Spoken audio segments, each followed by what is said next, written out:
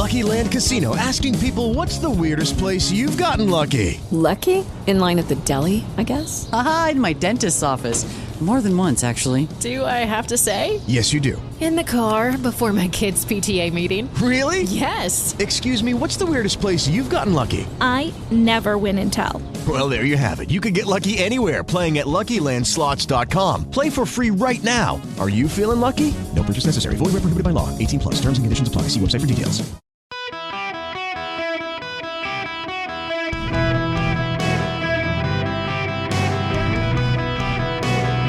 Welcome to the Eric Erickson Show podcast, Hour 3. Greetings, welcome. It is Eric Erickson here across the nation. The phone number is 877-973-7425. We will be generous with phone calls today, I think, depending on who you are, because I'm not going to be here tomorrow. And I got to talk about the border situation because Title 43 ends tonight at midnight. But before I do that, I do want to just say, I don't even know who's filling in for me tomorrow, but thank you for whoever it is. I am a workaholic. I'll just confess, I love this job. I'm one of those people who has the nightmare that I didn't finish the math class in college and I've got to get my diploma back. I have that dream. And my wife one time told me there's like this is a recurring dream for some people and it actually means something. I can't remember what it is now. But I remember I took my math class in college, required class, and I never went to class at all. I just went in and took the final and I did fine. I got a B on it, I think. Didn't get an A. I got a B. I know I didn't get a C. Had to be a B. And I'm now in my mid-40s and will wake up and like, oh my gosh, I don't think I finished that math class. I don't think I graduated from college. And now I wake up and I'm like, what would I do if I didn't do this job? I don't want to go back to being a lawyer. I love this job.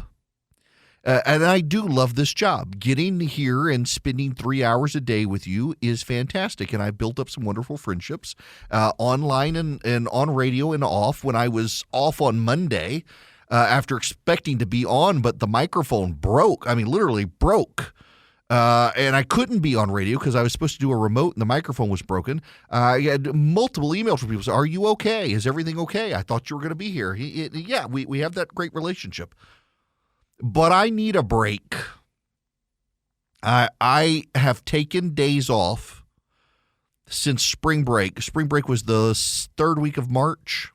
And I have had a day here or there where I have been off, but it's all been work-related. And there have been a couple days, I won't tell you when, where I haven't actually been here, but I stayed up until like 2 o'clock in the morning to record the program to make it sound like I was here because I didn't want you guys to not have the news covered for you, and I didn't want to do a best of or have a guest host. I wanted to be here. But I need a break, and I've known for a while that I've needed a break. Back in 2020, my buddy David Cannon, I shouldn't say his last name because his phone's going to be blown up by people, but I did not know him well. But this has been like June of 2020. And David texted me one night and he just said, I am not your daddy, but it sounds on radio like you need a vacation.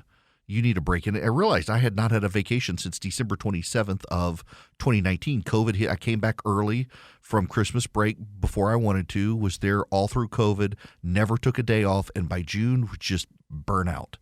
And I'm more mindful now of the feeling because when I took a couple of days off then in June, I was like, oh my gosh, that feeling that I had, that's what it meant. And I've been very, very stressful the last several months. We've had all the radio negotiations, the syndication deal, all these other things happening. School is letting out stuff, and I need a day to just go drink some beers, hit some golf balls, smoke some cigars, and shoot some guns. And I'm going to there's this great place north of me called Barnsley Gardens, and I'm going to go up there and shoot guns and fish and hit golf balls and have a cooler full of beer and maybe some bourbon. I have some great cigars, take a buddy of coming down to hang out with me for the weekend, and I just need to unplug and unwind. And my wife was totally on board with it. She's like, it's Mother's Day weekend. You need to go do this. I'll be home Sunday for Mother's Day, but I won't be here with you tomorrow. My apologies in advance. That's it. I got to move on to the news because the border It's about to open even further than it is already open. Here is Kevin McCarthy. Already have a flood. More than 4 million people come across. Now it's going to be a tidal wave. You have hundreds of thousands of people just waiting. The challenge here is the president has treated this just like he's treated the debt limit. He's ignored the problem. But Republicans today, we will pass a bill. It is the strongest border security bill this country has ever passed. We'll do it on the floor. It will bring back, it'll keep remain in Mexico. It'll finish the wall, which is so successful that the president Biden stopped on the day he was sworn in. He's literally spending money on the material we already have to finish the wall just to store it instead of use it. And one more, I can't believe CNN is the one that covered this, but this is actually a migrant, an illegal alien actually, talking to CNN. Una pregunta, ¿usted estaba enterado del título 42 y que iban a abrir la frontera? Were you aware of Title 42? Sí. Sí, por eso viniste. That's why you came here. Sí. Y queríamos pasar antes del 11 porque se recuerda que no iban a jamás pasar más gente. He said he wanted to get here. He wanted to make sure to get here before the cutoff of or before Title 42 ended. But he was well aware. Gracias por platicar con nosotros. Thank you. Y suerte con tu viaje. Good luck with your journey here. You got that? He wanted to get up here before Title 42, so he could be at the head of the line to cross the border.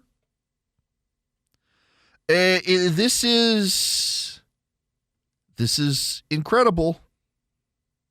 And I got to tell you that I don't think Mayorkas is the man for the job at this point. This is him in his White House briefings.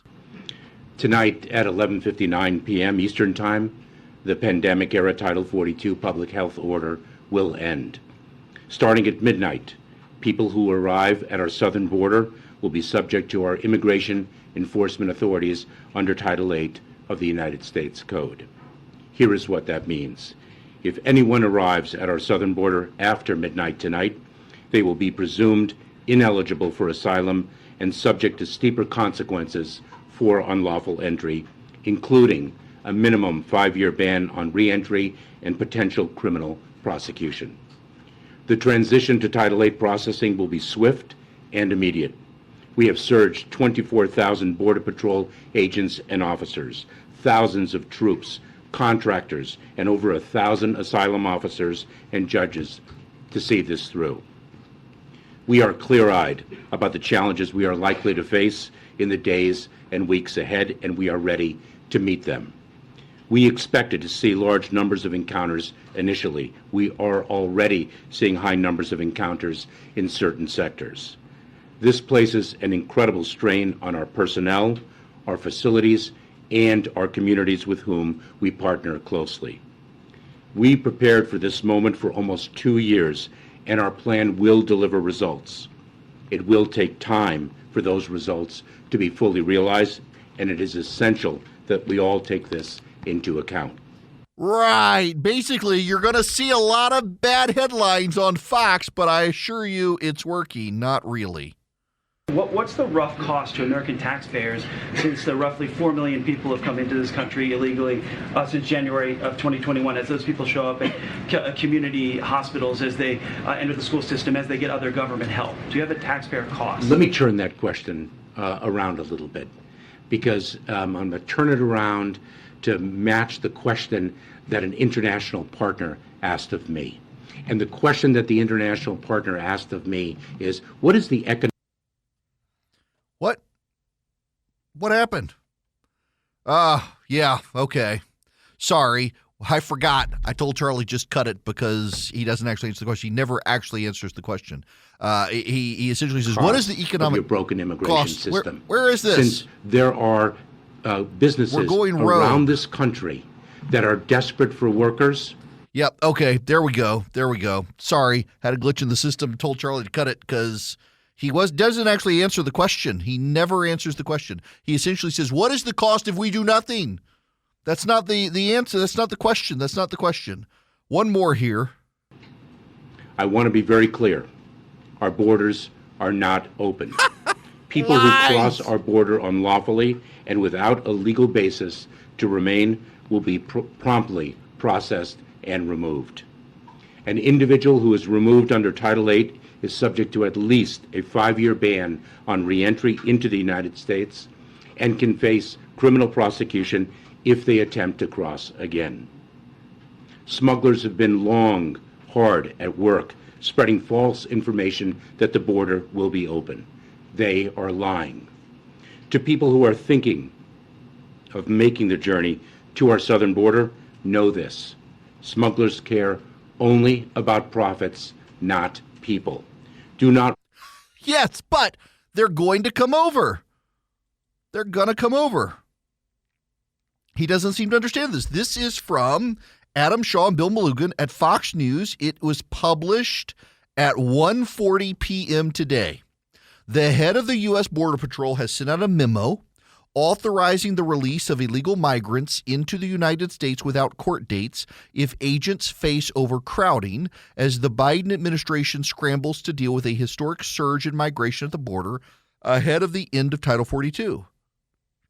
The memo says migrants can allowed into the country on parole, a process typically reserved for urgent humanitarian reasons or significant public benefit, if Customs and Border Patrol face overcrowding. The memo calls the practice parole with conditions, as migrants are required to make an appointment with Immigration and Customs Enforcement or request a notice to appear by mail. Under a parole release, migrants are rapidly released into the country, do not get an alien registration number, and do not receive a court date. The use of parole is being authorized if a sector capacity goes above 125%, if agents apprehend 7,000 a day over 72 hours, or if average time in custody goes above 60 hours.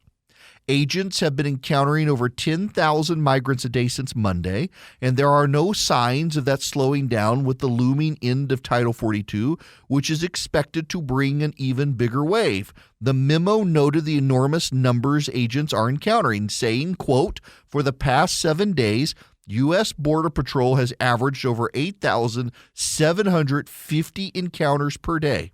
This is over double the daily encounters of 4,284 in May of 2019, the highest month of the 2019 surge. Even with significant personnel along the southwest border, a significant detention capacity and interagency resources supporting the effort, this situation requires urgent action."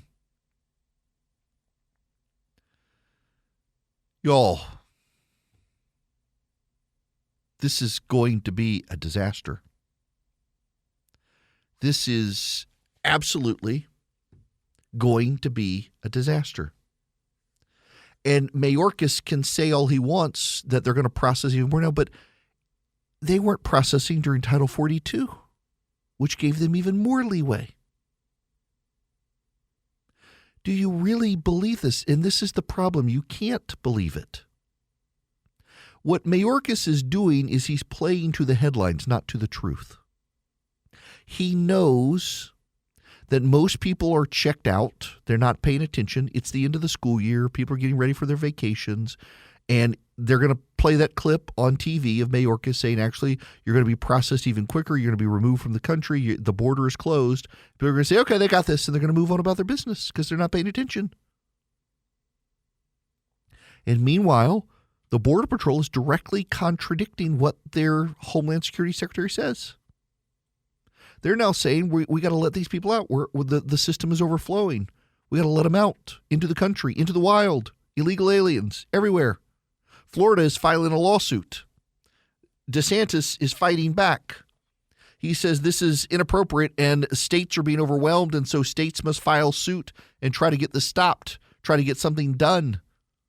The Democrats are playing with fire on this. It's not going to this is not a helpful situation. It's really a bad deal. It's really a bad situation. It is a humanitarian crisis.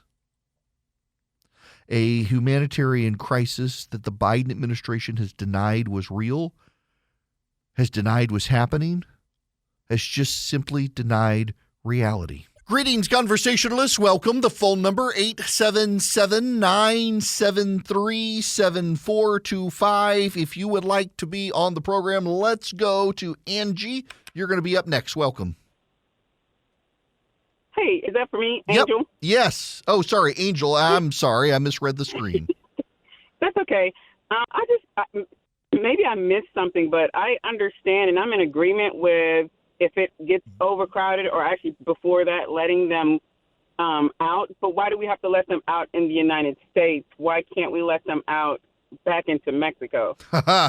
So that's what Title 42 did. Under Title 42, if you essentially process their amnesty request and send them back to Mexico and make them stay on that side of the border. By getting rid of Title 42, the law says that if there's overcrowding, it's based on an old court case, you got to let them go. I know this sounds convoluted, but there was a court case from about 2 decades ago during, I want to say, the Clinton administration. And the Clinton administration said if the facilities at the border are overcrowded because it's a humanitarian issue, they will agree that they will allow people out of the detention to roam free in the United States until they go to a court date. And the Clinton administration, being liberal on this issue, bound every future administration with a court decision that Congress has never gone back to revise. And that's the problem. So by law, according to the Clinton administration, in a judicial decree in the 1990s, you overwhelm a Customs and Border Patrol holding facility, you get to get out into the United States as opposed to being sent back to your home country. That's how convoluted this whole system is. If that sounds crazy to you, you're not alone. It's crazy to everybody, but the government has refused to fix it. And at this point, because it was a judicial consent decree, Congress itself would have to intervene to change it, and Republicans have tried repeatedly, and Democrats have blocked it in the Senate repeatedly. Democrats have filibustered every attempt of the Republicans to get this changed, and that's the problem we're dealing with, unfortunately. All right, when we come back, we got to talk about the mom blogger who is dead. Deuce, some of you know. There's method to the madness, so you got to stick around for this. Right now, though, I got to tell you, with the topsy-turvy world we are in, the Dow is down 300 points right now. The S&P is down, NASDAQ barely up. You just never know which way it's going these days. You need to consider gold and silver to make your portfolio a little more even-keeled, and Advantage Gold can help you. 800-450-2566. If you're interested in helping your IRA, your 401k, or even your general portfolio, let Advantage Gold take care of you. They're TrustLink's highest-rated gold company, 7 years in a row. 800-450-2566 is their number. If you call Advantage Gold, they'll send you a free gold IRA investment kit that tells you what you need to know about using precious metals for your retirement portfolio. 800-450-2566. Don't sit by with the stock market doing what it's doing. Inflation, it may be going down, but it's still high. And you got all the geopolitical turmoil out there that can still cause everything to go haywire. 800-450-2566. The thing that is great about Advantage Gold is they want to educate you without the gimmicks. They play it straight, give you the information you need to make wise decisions about your portfolio using gold and silver. Call them at 800-450-2566. Tell them I sent you. See if they're good for you. They may not be, but if you're interested at all in precious metals, talk to Advantage Gold. 800-450-2566. Greetings. Welcome. It's Eric Erickson here. I hope you are doing well. As I have mentioned, I'm going to go hit golf balls tomorrow. I need a day. I've also got my fishing rod. A rooster tail on it, and intend to catch me some bass tomorrow.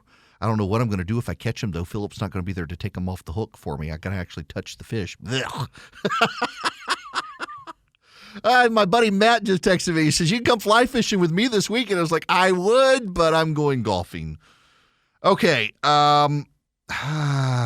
So let me begin with an unrelated story to get into the sad story. But the sad story is the story that we need to get to. But first, because they're related even though they don't seem to be related. I am an expert. I can weave these stories together. There's a Twitter user, Analyst941. Twitter user Analyst941. You can't go find his account now. He's deleted it. He's been exposed. He has cost his sister her job. He is a leaker. He leaks about Apple. He leaked that the iPhone 14 Pro would have an always-on display and would have something called a dynamic island. The name Dynamic Island did not leak, but the idea of it did. He cost his sister her job. See, Apple has been developing Final Cut Pro and Logic. Those are its high-end. I've got them on my Mac. It's a high-end video editing and music editing software, very high-end, used by major corporations, used by major studios, used by major bands to edit music, to edit movies, to edit TV. We use it for the clips you see of me. And I mean, there are a lot of major movies that use Final Cut Pro, a lot of major TV shows that use it. A lot of the biggest bands in the world use Logic, Apple's music app, to edit their music. And they're all coming to the iPad. And a date was released. And it turned out internally at Apple they were looking for a leaker. And they submitted the information with multiple different dates. And the date that leaked publicly, they could tie to a particular employee. And it turns out that this girl who worked for Apple, her brother was the leaker. And she has lost her job and will probably be sued by Apple. And the brother will also be sued by Apple for leaking internal trade secrets. He did it, I suspect, because he liked the thrill of it. He felt useful. He felt like he was doing something pretty awesome. Now he says, this is it. I can't believe I did this. I'm so sorry to my sister and Apple as a whole. I don't know what else to say. I know she is destroyed. She also hates me right now. Like I don't even know that I have a sister anymore. I don't know if I even have a life beyond this. I don't know what can happen at this point. I enjoyed the ride. To anybody out there who gets a source, keep the details at a minimum. It could be costly. He destroyed his sister's life, destroyed his life. Probably going to get a massive lawsuit against him. It's going to wreck him, break him. He didn't have to do it. He says he can't believe he did it. But he wanted to be informed. He wanted to be the guy with the information. He wanted to be the guy in the know.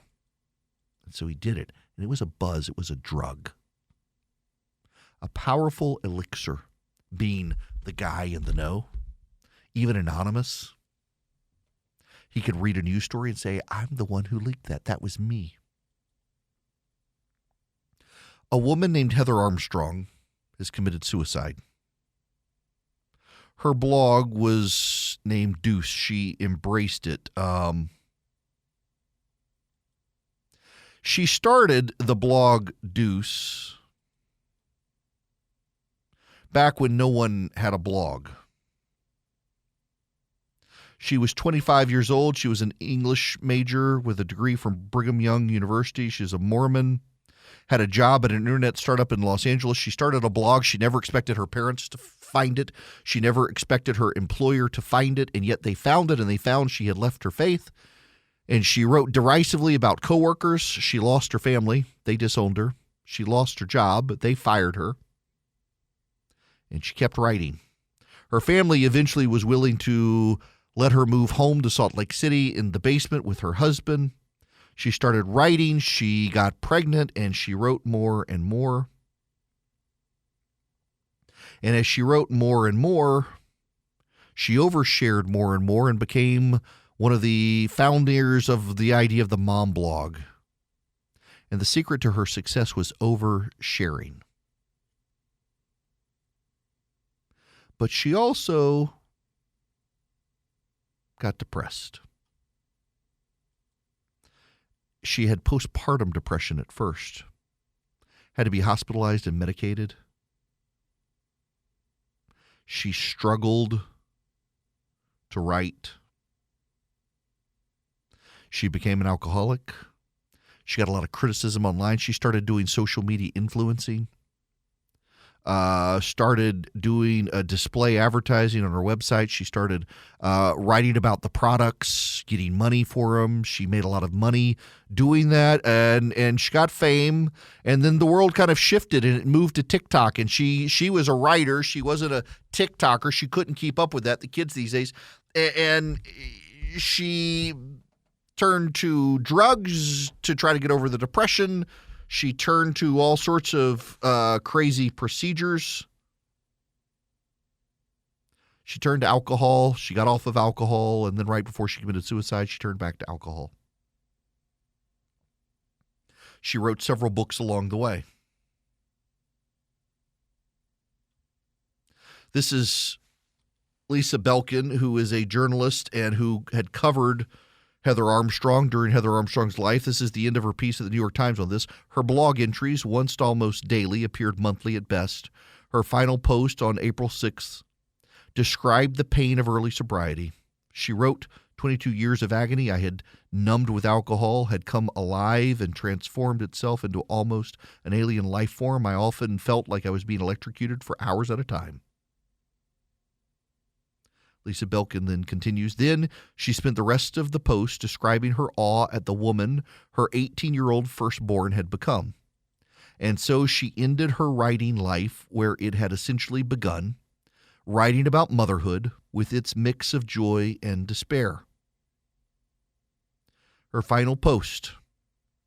I have always been present for my kids, and good Lord, you can say what you want about how I should not have dragged either of them into a post about their alcoholic mother, but I am going to give myself credit for having raised a woman who, more than anything else, possesses a ferocity of life. And then Heather Armstrong committed suicide. Now, I bring up these two completely separate things. This guy who cost his sister his job and probably himself his livelihood, and himself sounds like somebody needs to check on him on a welfare check, and this 47-year-old, my age, committed suicide, had risen to fame with the rise of blogs, couldn't keep up with the pace of TikTok, struggled with depression, overshared on the internet.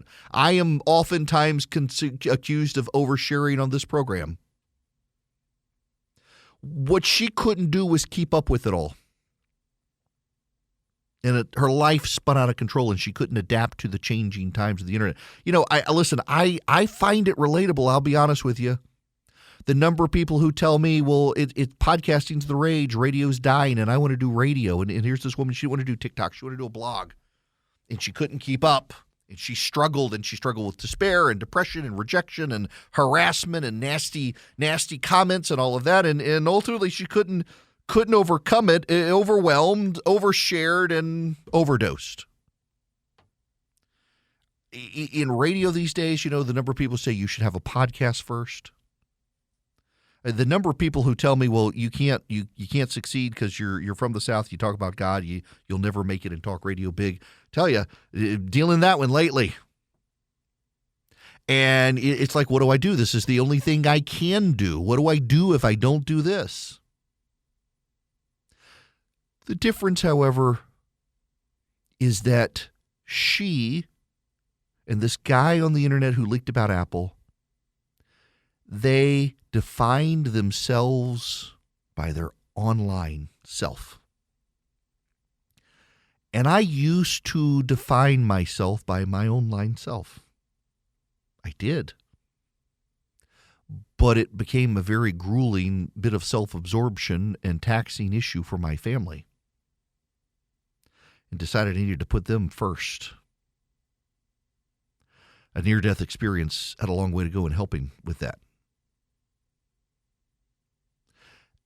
Don't define yourself online, and also be careful about the communities you build. She was in the Latter-day Saints, LDS Mormon, rejected her faith and tried to find it in other things.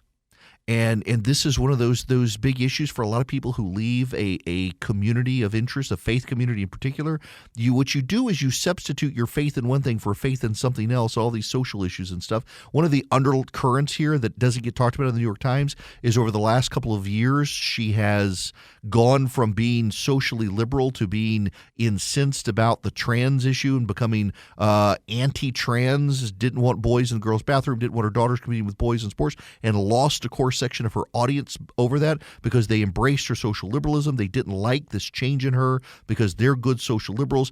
She thought she had a relationship with them, and she really didn't, and they left, and she a dwindling audience. She's struggling with depression, and it all led somewhere bad.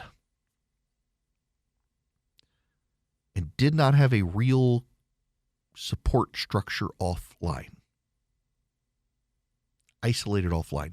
I myself have had to work with not being isolated offline. I'm going to go play golf with a buddy for the next few days because I could tell I need a break. I got to get out of here. And you know, I share with you guys, one, because I know in my position in sharing, and like she did say, I think legitimately, in sharing the struggles of her life, she knows that she can speak into the lives of others who are having similar struggles, so they know they're not alone. It's what I do here with you sometimes, whether it's talking about my wife's cancer or raising my kids and talking about my kids. A buddy of mine thinks that I talk too much about my kids.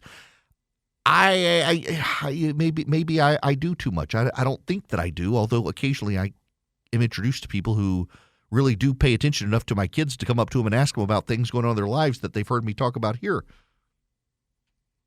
But the common trait among them, and the one that I have so been in danger of doing, and I thank God I never did,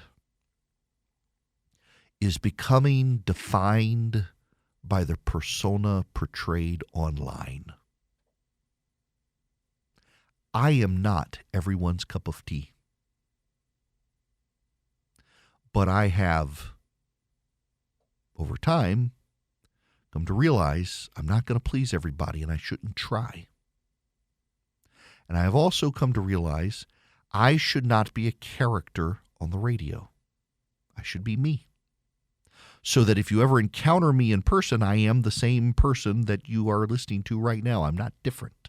I know people who put on a show on radio and they're completely different when the microphone turns off. I want to be authentic with you. But also being careful that the things that anchor me are off this program. That if the microphone went away, the fame went away, the income went away, I'd go find something else. I'm not defined by the microphone any more than I am defined by the Twitter feed. And for those who are, it can lead to terrible, terrible places. Be careful how you define yourself. Be you, not the person you want to be. Be you. And also, surround yourself with other people. The rate of suicide through isolation and despair after COVID has continued to go up because people have not gotten out of their isolation. I'm running too long here, but let me just, one point. I was talking to my wife yesterday. My wife is doing strongman training. You know, she wants to throw the 100-pound boulders and stuff like that. I'm amazed. And she has a regular trainer that she goes to, and then she has a guy who specializes in the strongman stuff. And she's like, I'm afraid I'm going to get to the point where my regular trainer, who she loves, that am I going to outgrow her? I said, you're not, because it's community. My wife, because of cancer and all, can isolate herself sometimes, and I'm like, you're going to this gym not just because of the workouts of the trainer, but because it's community and it's friends, and it's good for you to be out of the house with these people. And gosh, if I could just implore you guys to do one thing, if you find yourself really, really, really isolated, just reach out to one friend and say, can we go have a beer? Can we get together? Can we have dinner? Because that's something that these people who build themselves up online and all have way too much in common, is they isolate themselves offline. They find their community online. And their online community is not really there.